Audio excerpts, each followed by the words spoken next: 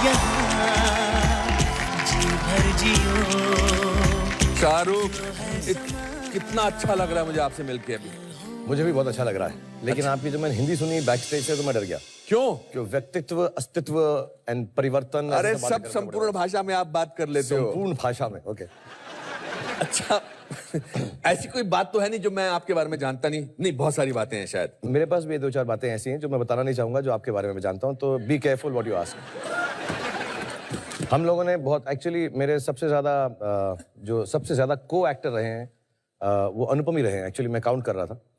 और कभी भी विलन का रोल आपने मेरे साथ नहीं किया। नहीं, मैं आपके साथ, मेरे विलन के जज्बात जागते ही नहीं जागते ही नहीं। तो मेरे हमेशा बाप रहे हैं। और मैं आज सोच रहा था कि ऐसा क्यों है कि जो फिल्मों में सबसे ज्यादा मेरे बाप का रोल प्ले किया है वो इंडिया के सबसे बड़े विलन थे। तो ऐसा क्या सोच के लोगों ने बार बार मेरे को आपको मेरा बाप बनाया है? बिकॉज आप मेरे अंदर प्यार की भावना जगाते हैं और मैं आपके अंदर आदर की भावना जगाता हूं। हो, thank you very much daddy. Cool cool cool. Absolutely, मेरा बेटा फूल फूल फूल। मैं आपसे पूछना चाहता हूं शाहरुख, एक तो आप मत करो, मुझे तुम ही करो। मैं आपसे ही बात कर सकता हूं। अच्छा चलो ठीक है। आप बोल के आप अपने मन में तुम समझ लेना। ओके, मैं समझ लिया। मैंने आप किसी अब्दुल रहमान नाम के इंसान को जानते हैं? मैं जानता किसी को नहीं हूं, लेकिन मेरी जो नानी थी, हम उन्हें पिशी बोलते थे, और उन्होंने मेरा नाम बचपन में अब्दुल रहमान रखा था। आपको इस मेरे सवाल से हैरानी हुई? हाँ, मुझे काफी हैरानी हुई, क्योंकि बहुत कम लोग। असली नाम आपकी नानी ने अब्दुल रहमान रखा था? हाँ, मतलब कहीं रजिस्टर नहीं हुआ, लेकिन वो चाहती थी कि मेरा नाम अब्दुल रहमान रहे।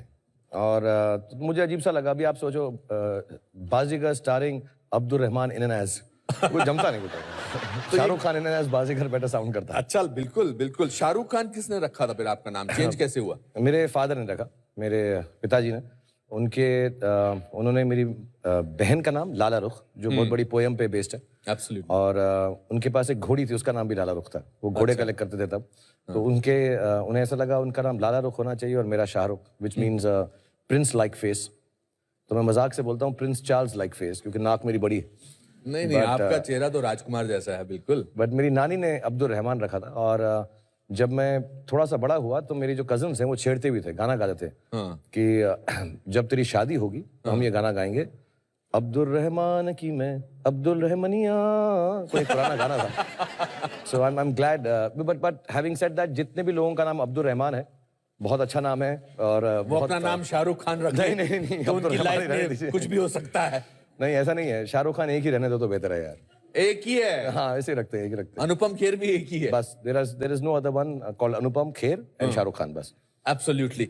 अच्छा, मुझे ये बताओ कि आप आर्मी ज्वाइन करना चाहते थे, और ये तो हर छोटे बच्चे का ख्याल होता है कि मैं आर्मी ज्वाइन करूं, ऐसा था या जज्बा था पूरा? नहीं, मुझे बहुत दिल था। और एक्चुअली मैं एक आर्मी स्कूल के अंदर मैंने एडमिशन भी ले लिया था। और मुझे स्पोर्ट्स का बहुत शौक था, specially hockey, field hockey, football, cricket, athletics. तो ऐसा लगता था कि जो आर्मी ऑफिसर्स हैं वहाँ पे अपॉर्चुनिटी ज्यादा मिलती है, आर्मी स्कूल्स में अपॉर्चुनिटी ज्यादा मिलती है खेलने की। तो मैंने उसमें एक माउंट आबू में था स्कूल और एक कोलकाता के पास। तो आई थिंक मैंने एडमिशन भी लिया था, लेकिन फिर वो ऐसा उन्होंने बोला कि बाल वाल काटने पड़ेंगे बहुत। तो मैं छोटे बालों से बहुत, आपको ये तकलीफ नहीं है मुझे। आपका मतलब क्या है? नहीं, आपका मतलब क्या? आपने अपनी चॉइस, बालों का रीजन दिया आर्मी ना ज्वाइन करने के लिए? नहीं, ऐसा नहीं बोलूंगा, लोग उसको कंट्रोवर्सी बना देंगे। कोई कंट्रोवर्सी नहीं है, ये तो दिल का शो है। आई थिंक माय मदर, उन्होंने भेज दिया। उसके बाद उनको ऐसा लगा कि मैं एक ही पहला ही लड़का हूँ पूरी फैमिली में इंडिया में। बाकी सब लड़कियां थी। सो दे जस्ट फेल्ट कि पहला लड़का है, आर्मी में चला जाएगा। I think all the aunties, I have been brought up by women. मुझे सब नानी, माँ, मासियां, बहन, तो मैं सिर्फ लड़कियों में ही पला बड़ा हूँ। सो आई थिंक उन सबका दिल ऐसा हो गया कि अरे आर्मी में चला जाएगा। उनको ऐसा फीलिंग आता है ना, ऐसा ड्रामेटिक हो गया कि वॉर फ्रंट पे चला जाएगा और लड़ाई कर रहा होगा। सो आई थिंक कुछ 1-1.5 महीने बाद मेरी माँ ने डिसाइड किया कि नहीं, तुम आर्मी मत ज्वाइन करो, आर्मी स्कूल मत ज्वाइन करो। मैं आर्मी नहीं कर रहा था, आर्मी स्कूल ज्वाइन कर रहा था।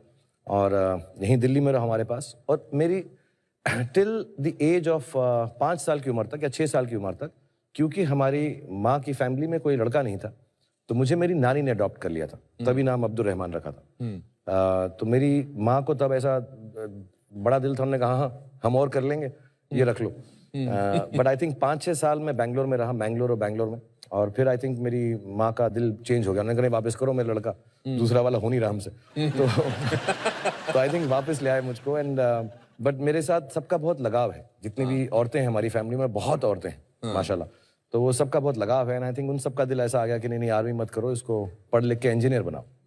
तो उनकी तमन्ना पूरी होगी, मैं इंजीनियर बन गया। क्या बन गई? इंजीनियर बन गया मैं। इंजीनियर बन गए आप। आपके वालिद साहब क्या चाहते थे कि आप क्या बने? उन्होंने कभी ऐसा बोला नहीं, क्योंकि मैं 15 साल की उम्र का था जब उनकी फौत हो गई, तो ऐसा कभी हमको मौका नहीं मिला कि वो बताएं क्या बनूं। लेकिन एक दो बातें बोलते थे जो मैं अभी तक याद रखता हूं कि यार जिस चीज़ में दिली खुशी हो वो बनना। और एक बात और बोलते थे कि वो, मैं उनको बहुत बहुत करीब था, मैं उनके मेरे दोस्त जैसे थे, तो हमेशा बोलते थे यार काम करना और ना करो तो वो भी ठीक है, क्योंकि जो कुछ नहीं करते वो कमाल करते हैं, तो अगर ना दिल जाए तो मत करना। तो वो बड़े पोएटिक से थे। उन्होंने कभी मुझे नहीं कहा कि कुछ बनना, एक्सेप्ट वो कहते थे हॉकी जरूर खेलना, हमारा नेशनल स्पोर्ट है। वो खुद खेलते थे, तो I learn a bit of hockey. ऐसा नहीं कि मैं बहुत अच्छा हो गया, लेकिन सिर्फ उनको यह था कि स्पोर्ट्स जरूर करना और उसके बाद जो दिल में आए वो करते क्या थे? कमाल करते थे। नहीं, वो पहले वो लॉयर थे, लेकिन उन्होंने प्रैक्टिस नहीं किया, उनको लगा वो ठीक नहीं है। इंडिया के शायद, जहाँ तक मुझको मेरी मालूमात है, यंगेस्ट फ्रीडम फाइटर हैं, ताम्रपत्र मिला हुआ है उन्हें। और 14 या 15 साल की उम्र में जेल में भी गए थे फ्रीडम स्ट्रगल में। आई थिंक मौलाना अब्दुल कलाम आज़ाद के अगेंस्ट इलेक्शन भी लड़ा था, हार भी गए थे। और उसके बाद वो बहुत बड़ा उन्होंने एक बिजनेस किया, कारोबार किया फर्नीचर का, वो फेल हो गया। फिर ट्रांसपोर्टेशन का, वो फेल हो गया।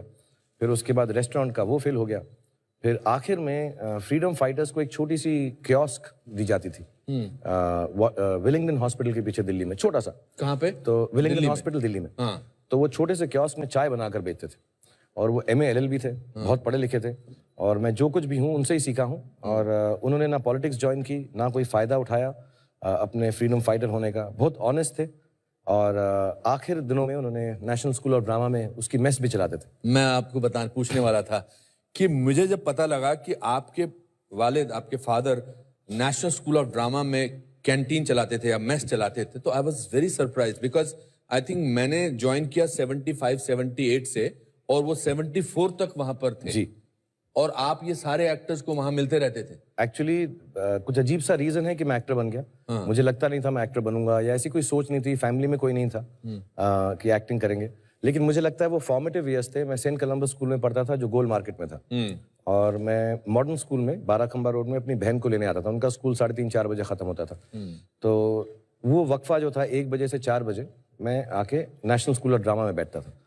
तो मैं एक्चुअली जिन जिन लोगों के साथ पला बड़ा हुआ हूँ, वो इस देश के सबसे महान एक्टर्स में से हैं। रोहिणी हट्टंगडी जी, राजेश विवेक साहब, सुरेखा सीकरी जी, राज बब्बर साहब, अजीत वच्छानी जी, रघुवीर Yadav. My God, these are all names of my seniors. या और मैं इन सबके साथ मुझे बहुत प्यार करते थे। मैं अभी अजीब लगता है कहते हुए, बट राज बब्बर साहब को बब्बर अंकल कहता था। तो उन सबके साथ मैं बड़ा हूँ। और अलकाजी साहब उस वक्त डायरेक्टर थे, हमारे गुरु जी। सूरज का 7वां घोड़ा, उनकी गोद में बैठ के मैं देखता था, और मुझे बताते रहते थे कि तो आप एक्टर कैसे नहीं बनते? आप क्या बोलते हैं कि मैं इंजीनियर बनना चाहता था, मैं आर्मी में जाना चाहता था? लेकिन वही पुराना किला में जाके हम बैठ के देखते रहते थे। अलकाजी साहब साथ में बिठाते थे और कहते थे देखो, उसमें अंडर स्टडीज होती थी, कभी अजीत वच्छानी साहब, कभी बब्बर साहब, डबल कास्टिंग होती थी। तो मुझे अभी भी याद है सारे डायलॉग्स। रजिया सुल्ताना का एक डायलॉग था, ये दुरुस्त है कि मैं गुलाम हूँ मिट्टी सा सिया, जिसे कदमों के नीचे रौंद दिया गया हो, लेकिन हमें ये एक सा रुतबा देता है। खुदा की नजर में हम एक हैं, खुदा हमें खून और रंग से नहीं अमल से परखता है। वाह। आई थिंक मनोहर सिंह जी, सारे, मैंने सब बड़े बड़े एक्टर्स को देखा है, उनको रिहर्सल करते हुए तुगलक भी देखा होगा? मैं तुगलक भी देखा है, और सारे के सारे ये सारे प्लेस मैंने, तुगलक, सूरज का 7वां घोड़ा, मैं सब वहीं रहता था, उनके साथ रिहर्सल करते थे, ताश खेलते थे। ब्लफ सिखाया था हमको राज बब्बर साहब ने, ताश की गेम। सो मेरी जो अपब्रिंगिंग है, आई थिंक वहाँ कहीं ना कहीं मुझे ऐसा लगने लगा कि मैं भी कुछ एक्टिंग कर लूंगा। ऐसा दिल में तो नहीं आया था, लेकिन आई थिंक वो एटमॉस्फेयर इतना खूबसूरत था, मुझे बहुत अच्छा लगा। आपने क्यों एक जगह बोला है कि my father is the most successful failure? क्योंकि मेरे जो फादर थे बहुत ही विनम्र और बहुत ही intelligent, soft spoken gentleman with a great sense of humour.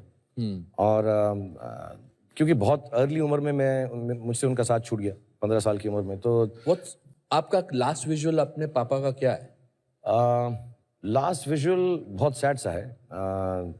I remember उन्हें कैंसर था, तो वो ठीक हो गए ऐसा कहा गया। तो हम उन्हें घर पे लेकर आए, तो उन्होंने वनीला आइसक्रीम मांगी थी, and that was the first time he ate after 8 months of suffering from cancer, ये थ्रोट कैंसर। एंड तो वनीला आइसक्रीम खाई उन्होंने, और हमें लगा कि अब तो ठीक हो गए, अब तो खाना पीने लग गए। And that was at about 11 or 12 in the night, and 4 o'clock What in the date morning. was this? This is on 18th October या 19th October, एंड देन उस या 18 रात थी, और फिर उसके बाद I went to sleep and my mother, I think मुझे मालूम नहीं पड़ा, my mother woke me up and she said papa is in the hospital. वो वापस ले गए उनको, और जब तक हम पहुंचे 3-4 बज गए थे। एंड मेरा लास्ट विजुअल ये है, उनके पैर मैंने देखे और वो बहुत ठंडे थे जब मैंने उसे हाथ लगाया, and he had passed away. और that's the last visual. Then I didn't see his face, मैंने उनका चेहरा नहीं देखा क्योंकि मुझे बहुत दुख हुआ। और बट मेरी उनसे आखिरी मुलाकात यही है कि वनीला आइसक्रीम खा रहे थे, उसके बाद मैंने उनको नहीं देखा। Sorry to revive these memories, but just उसके कितने दिनों बाद आपके मम्मी का देहांत हुआ?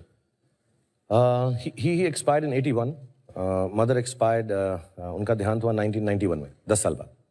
तो हम लोग उनकी ही डेथ से जूझ रहे थे अभी, क्योंकि सडनली वो चले गए, और हमारी बहन की जो थोड़ी तबीयत ख़राब हो गई, उनको सदमा पहुंचा, और अकेली औरत थी, तो फिर काम वाम पढ़ाना, और वो चाहती थी कि हम बहुत पढ़े लिखें। मेरे फादर भी ये चाहते थे, मदर भी।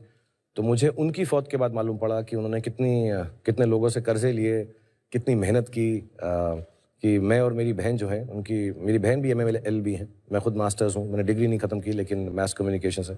लेकिन उन्होंने कहा कि तुम पढ़ना ज़रूर। और मुझे अभी भी याद है, उस ज़माने में फ़ीस देने में तकलीफ़ होती थी, लेकिन वो बेचारी कहीं ना कहीं से जुगाड़ करके, मेहनत करके, आई थिंक वो काम करती रही। तो वो 4-5 साल तो उसी सदमे में निकल गए कि फ़ादर की डेथ हो गई। और जब तक हम उससे बाहर निकलने वाले थे, हमारी जो माँ थी बिल्कुल हेल्दी थी, बट सडनली एक दिन रात को उनको ऐसा कुछ दर्द हुआ पैर में, और गए, उन्होंने कहा डायबिटीज़ है, और देखते देखते 1.5 महीने में उनकी भी डेथ हो गई। आप पार्किंग लॉट में प्रे कर रहे थे, और आप वापस नहीं जा रहे थे अपनी मम्मी को मिलने, क्योंकि आपको लगता था कि अगर मैं प्रे करता रहूंगा तो my mother will not pass away. या बत्रा हॉस्पिटल है दिल्ली में, हाँ, और उसके ICU में थी। उस ज़माने में ICU में अंदर नहीं जाने देते थे, अब तो सबको जाने देते हैं। तो मुझे किसी ने कहा कि तुम दुआ करते रहो, और जब तक दुआ जारी रहती है तब तक अल्लाह मियाँ जो हैं सुनते रहते हैं, सुनने में तो मसरूफ़ रहते हैं कि कुछ एक्शन नहीं लेते। तो मेरी एक ही दुआ है, मुझे एक ही आती है, मैं सबको सिखाता भी हूँ, और स्पोर्ट्स की दुआ है, नस्रुम मिनल्लाहि व फतहुन करीब, कि खुदा मुझे शक्ति दो कि मैं जीत सकूं। हर दोबारा बोलना एक बार, क्या? नस्रुन मिनल्लाहि व फतहुन करीब, ओके, कि अल्लाह मियाँ मुझे आप ताकत दें कि मैं हर सिचुएशन में जीत सकूं, उसे फेस कर सकूं। सो मुझे बोला गया कि उसको 100 बार पढ़ें और अच्छा होगा। तो मैंने कहा मैं कुछ ज़्यादा ही कर देता हूँ, वैसे ही ओवर एक्टिंग करता हूँ, मैं कहा ज़्यादा कर देता हूँ, एक्स्ट्रा चांस क्यों लूँ। तो I kept on praying, and I remember the doctor came down and he said आप अलाउड हैं ICU में, जिसका मतलब यही था, तभी अलाउ करते हैं जब आई थिंक लास्ट घड़ी आ जाती है। और तो I didn't want to go, मैंने कहा मैं नहीं जाऊंगा, दुआ करता रहूंगा तो शायद वो ठीक हो जाएंगी। लेकिन फिर मैं चला गया, क्योंकि माय सिस्टर एवरीवन सेड कि जाना ज़रूरी है। मैं चला गया, और मेरा एक यकीन है कि इंसान तब दुनिया छोड़ता है जब वो सेटिस्फाइड होता है।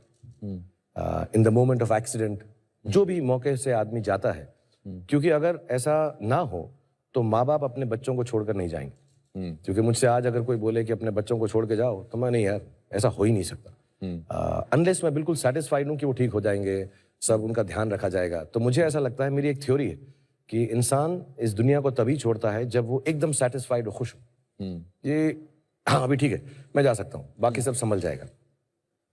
सो जब मेरी मदर ICU में थी तो मैं उनके पास बैठ गया, और मैंने एक बड़ी गलत बात की कि मैं उनको दुख पहुंचाता रहा। दुख पहुंचाते थे? मैं कहता रहा उनको, मैंने कहा अगर मैं इनको सेटिस्फाई नहीं होने दूंगा तो शायद ये जाएंगी नहीं।